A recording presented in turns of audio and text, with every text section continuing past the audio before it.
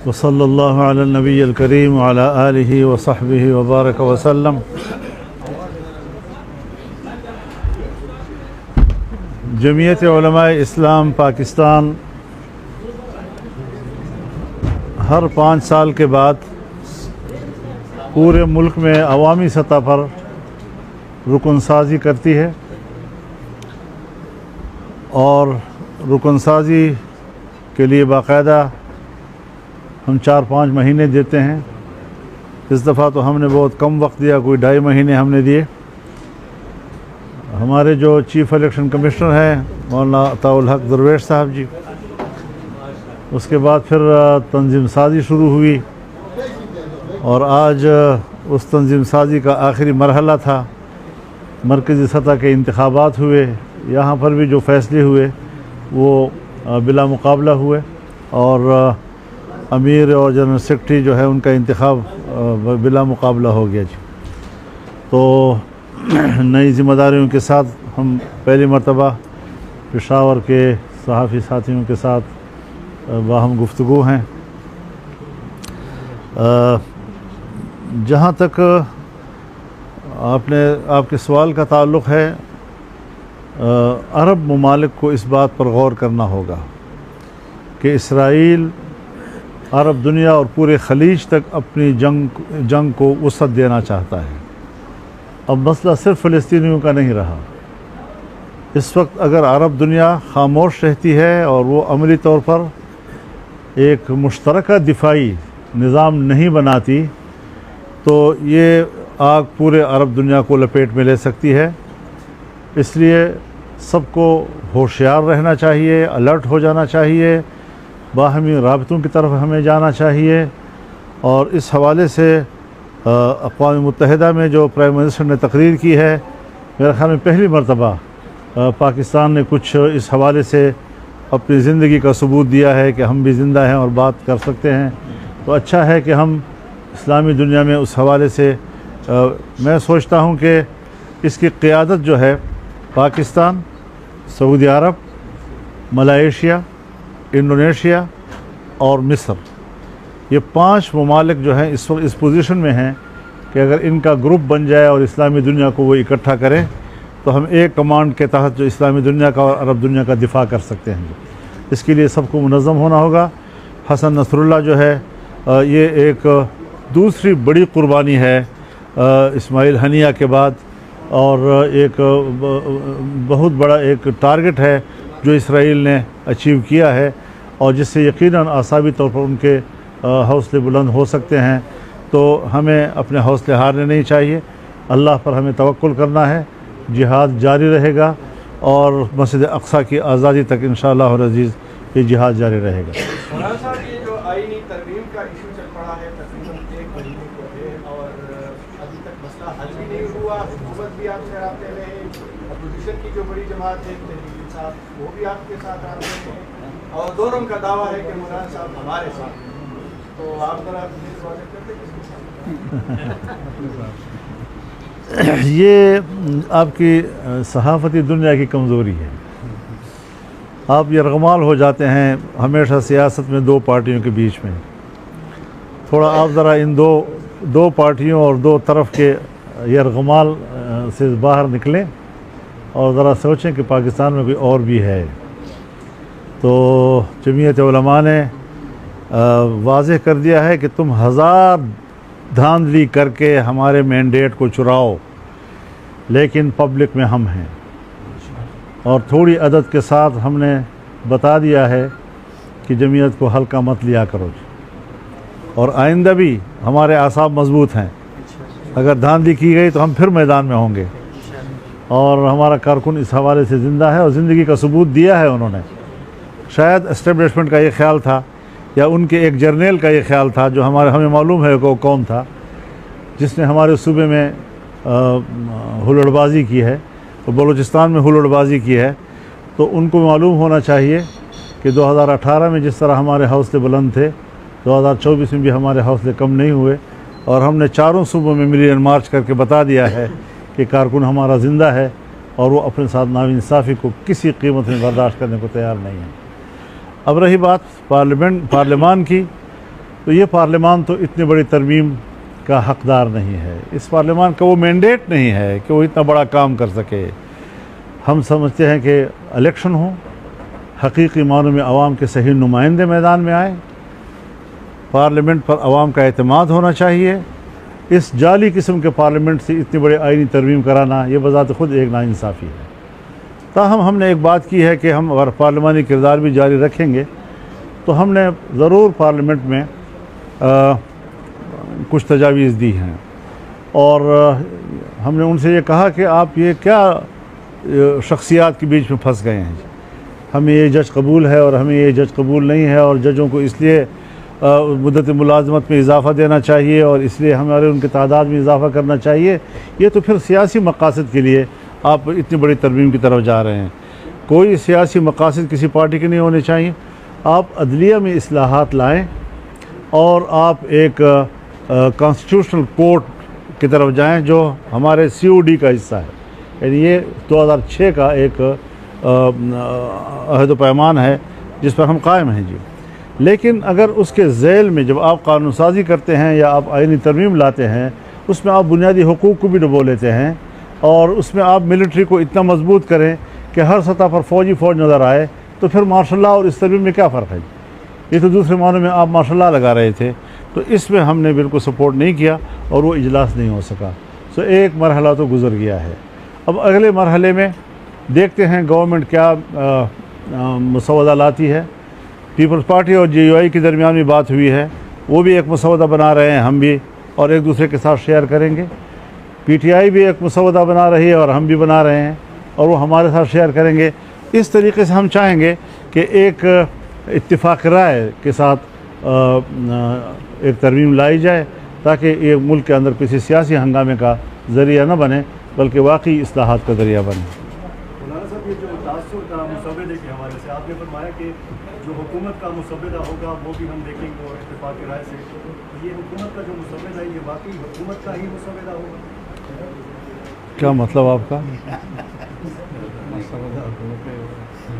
तो ज़ाहिर है हम तो हुकूमत का ही, हमें तो हुकूमत के हाथ से मिलता है तो हम हुकूमत का ही कहेंगे। अगर आपको कोई और मालूमात हो तो बता दें।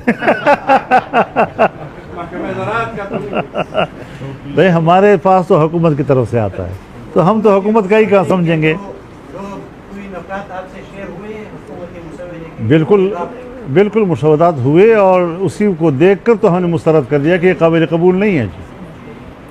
उसमें मिलिट्री के हवाले से क्या कहा जो आपने फरमाया? हज़रत जो बुनियादी हुकूक आप देते हैं कौम को, आम आदमी को, उसमें कुछ इस्तिस्नायात हैं जिसमें मिलिट्री के हवाले से हैं, बहुत मुख्तसर से।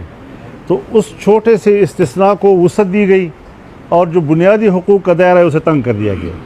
और इसके आगे कोर्ट के निज़ाम में ऐसी तब्दीलियाँ लाना कि कोर्ट के निज़ाम को ख़राब करने का बायस तो बन रही थी लेकिन उसमें इस्लाह का सबब नहीं बन रहा था जी। तो बहुत सी चीज़ें ऐसी हैं कि जिसमें हम समझते हैं कि पार्लियामान जो है वो ख़ुद मुख्तार रहे, उसकी ख़ुद मुख्तारी पर और उसकी बालादस्ती और सुपरमेसी पर कोई कंप्रोमाइज़ नहीं होना चाहिए। और तरमीम भी लाएँ तो ऐसी तरमीम कि जिससे पब्लिक को रिलीफ मिले, जमहूरियत मुस्तहकम हो और हर पार्टी को अपना मंशूर जो है वो पार्लियामेंट में लाने की सलाहियत हो। लेकिन ये है कि अब पार्लियामेंट हमें अल्लाह ने ऐसी नसीब की है कि हम उसको अवाम के मैंडेट नहीं समझते। पार्लियामेंट बलूचिस्तान और खैबर पख्तूनख्वा के दो इशू थे, जो अमन का मसला है, जो सूबे के हकूक़ के वो मसले है, इसमें वफाक और सूबाई हुकूमतें कितने संजीदा है और जमीयत उलमा इस्लाम के क्या था? आपने बहुत अच्छा सवाल किया और मैं आपका शुक्रगुज़ार हूँ। हमें इस तरफ ज़रूर मुतवज्जह होना चाहिए कि हमारा सूबा इस वक्त आग में जल रहा है। यानी इस वक्त तक मेरे पास जनूबी वज़ीरिस्तान, चाहे वज़ीर कबीले से ताल्लुक़ हो, चाहे मासूद कबीले से ताल्लुक़ हो, उनके वफूद मेरे पास आए हैं। शुमाली वज़ीरिस्तान के उस्मानज़ई कबीले के लोग मेरे पास आए हैं। कुरम एजेंसी के लोग मेरे पास आए हैं। अब भी वहाँ पर जंग शुरू है, लोग एक दूसरे को कत्ल कर रहे हैं और रियासत खामोश है। ये हमारे खैबर एजेंसी के कोकी खेल कबीले के लोग आए हैं हमारे पास, अफरीदी लोग। तो कोई ऐसा एजेंसी नहीं है कि जिनके वफूद कम अज़ कम मेरे पास बराह ना आए हों। और ये सब तशवीश का इजहार कर रहे हैं।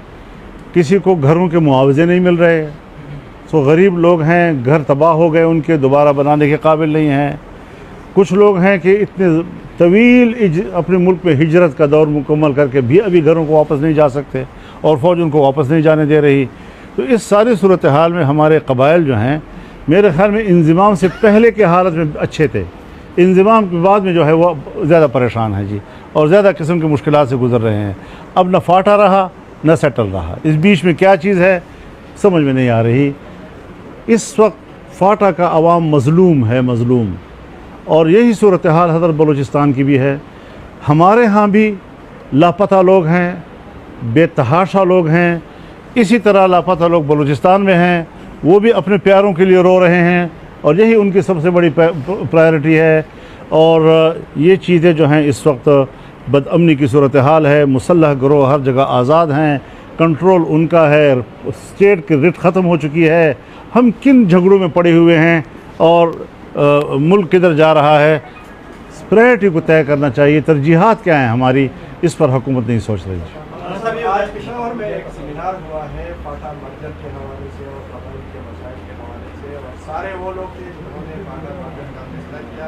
शायद खाकान अब्बासी साहब उस वक्त वज़ीर आज़म थे, वो भी उसमें शरीक थे, और उस वक्त के चीफ सेक्रेटरी और उस वक्त के जितने भी डेवलपमेंट्स थे वो आज सारे मिल बैठे थे और उन्होंने एक बार फिर मुतालबा किया है कि फाटा के अवाम के साथ जो वादे हुए हैं वो उन्होंने किए जाए। या आईनी तरमीम में कबायली इलाकों के मसाइल और रिसोर्सेज और ये जो मर्जर की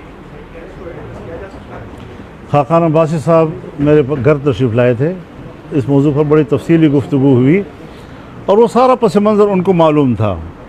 खाकान अब्बासी साहब मेरे घर तशरीफ़ लाए थे उस वक्त जब ये तरमीम अभी नहीं हुई थी, तो 25 मुतालबात में से 4 मुतालबात जो हमारे थे जिस पर हमें इख्तिलाफ था, उससे वो विड्रा हो गए थे।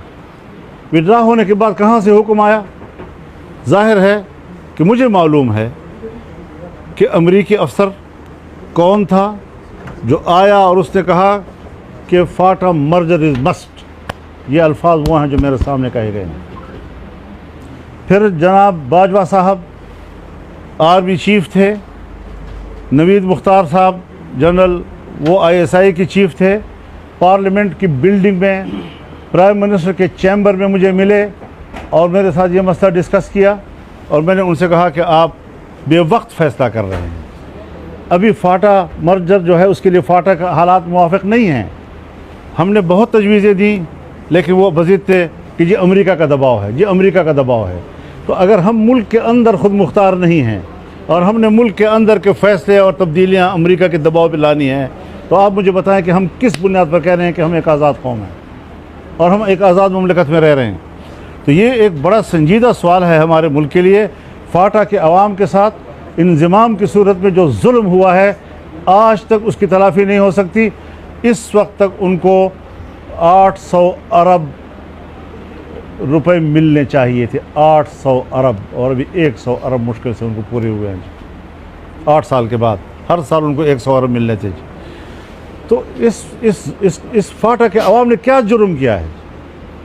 फाटा के अवाम ने तो मुल्क का दिफा किया है, वो आपका एक सरहदी दिफा का किरदार अदा करते रहे हैं। इसलिए इन इज्तिमाआत से और सेमिनारों से कुछ नहीं होगा।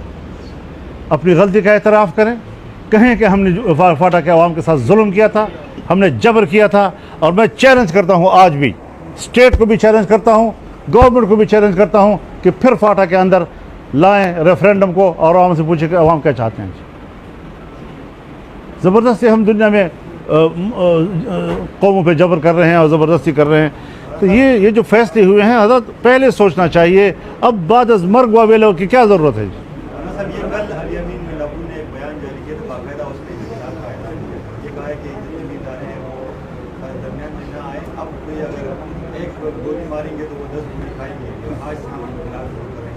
इनकलाब का ऐलान किया कि मैं इनकलाब का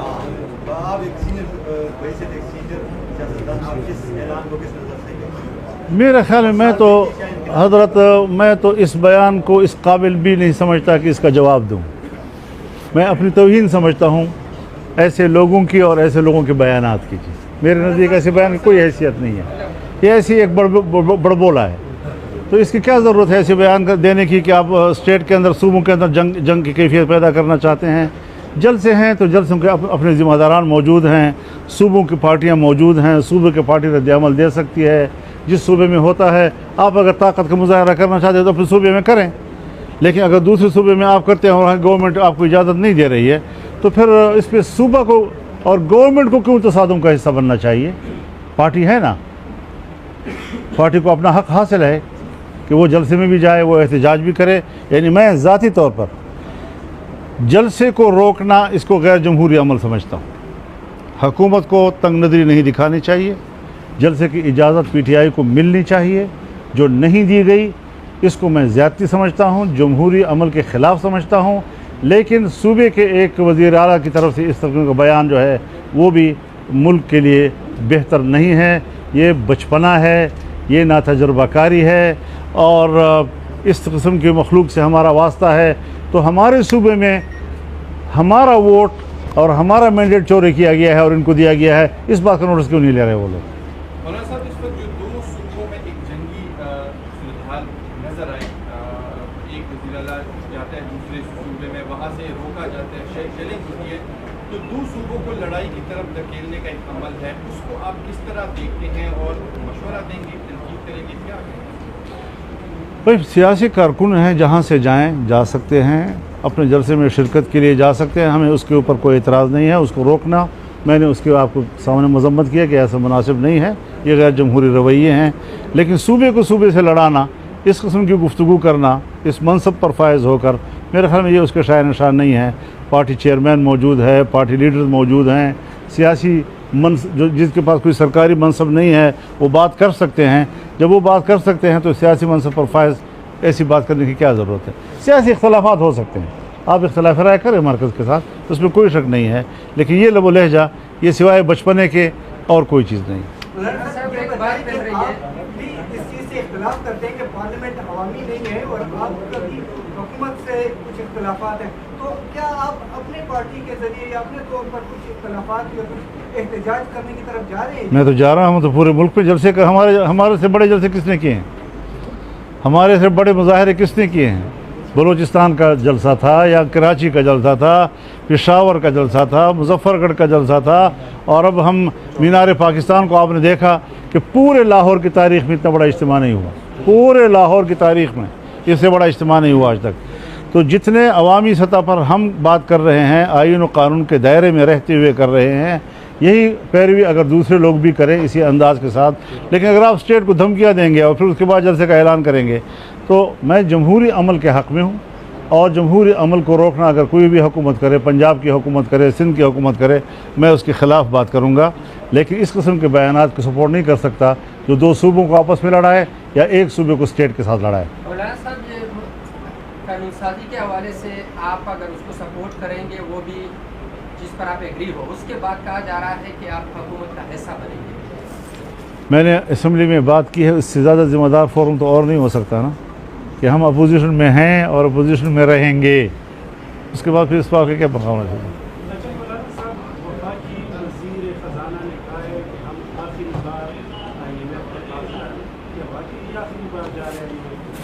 हजरत, आपका स्टेट बैंक IMF के हाथ में है, आपका बजट IMF तैयार करके दे रहा है।